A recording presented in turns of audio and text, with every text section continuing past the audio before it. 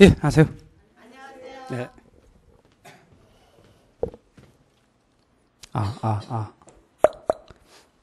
자, 우리는 지난 시간에 부동산 정책론에 대해서 이야기를 했고요. 부동산 정책 파트를 구분하면 크게 부동산 정책의 의의 및 기능, 그리고 토지 정책, 주택 정책, 조세 정책 이렇게 구분할 수 있습니다.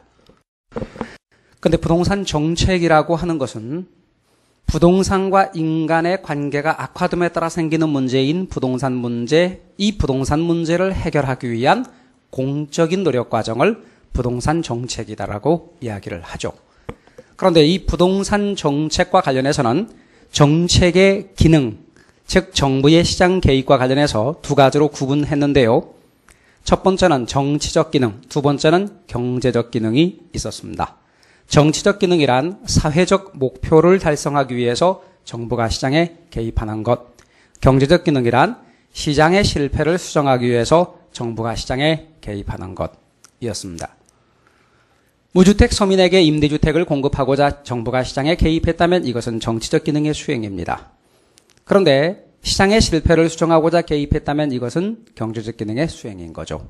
그럼 시장의 실패란 시장이 어떠한 이유로 인해 자원의 적정 배분을 자율적으로 조정하지 못하는 것, 이것을 시장 실패라고 말하고요.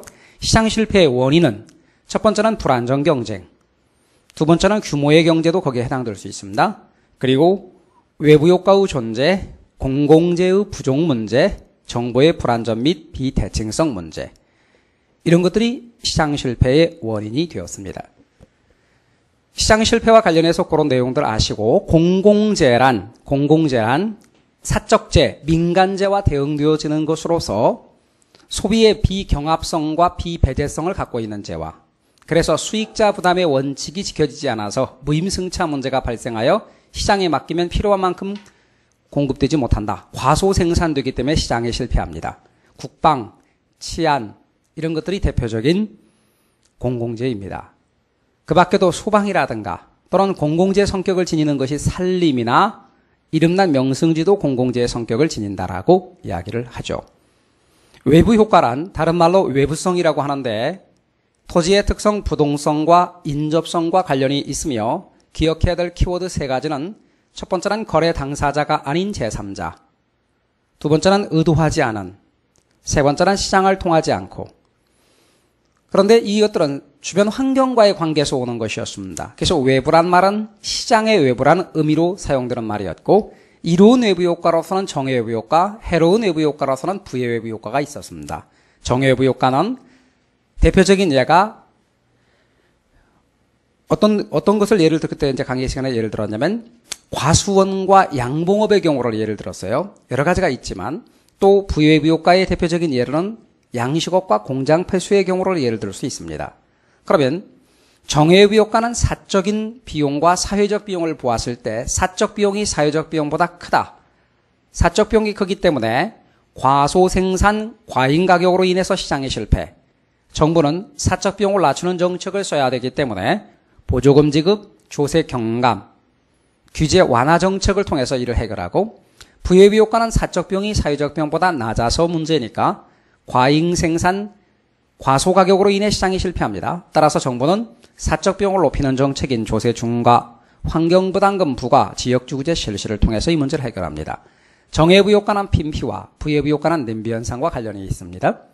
지역지구제란 부의 외부 효과를 제거하여 토지의 합리적 효율적 이용을 도모하고자 하는 제도이며, 지역지구제의 효과는 단기적 효과와 장기적 효과로 구분하는데, 첫 번째 단기적 효과로서 지역지구제 실시하면 부의 효과 제거되고 주택 수요 증가, 주택가치 상승, 초과이윤 발생, 이게 단기적 효과라면, 장기적 효과로는 기업의 진입 이후부터 공급의 증가, 주택 공급 증가, 주택가격 하락, 초과이윤 소멸, 이게 장기적 효과입니다.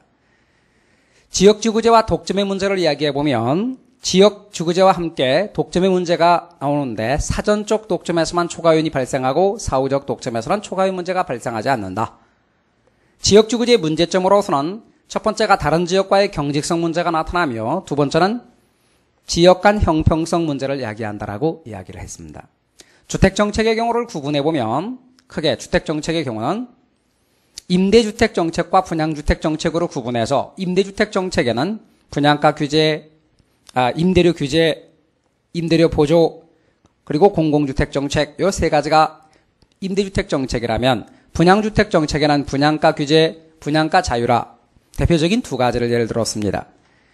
그런데 임대료 규제나 분양가 규제는 다 같이 경제 이론상에는 최고가격제에 해당이 됐었는데요. 가격을 통제하는 방법 가운데 최고가격제는 균형가격 아래쪽에다 통제한다. 상한선을 통제한다. 그 결과로 초과수요가 발생합니다. 그런데 이 최고가격제의 기본적인 네 가지를 기억하신다면 가격을 통제했기 때문에 가격은 하락하고 수요는 늘고 공급은 줄고 품질은 저하하고 그리고 부작용이 나타납니다. 초과수요라는 부작용이죠.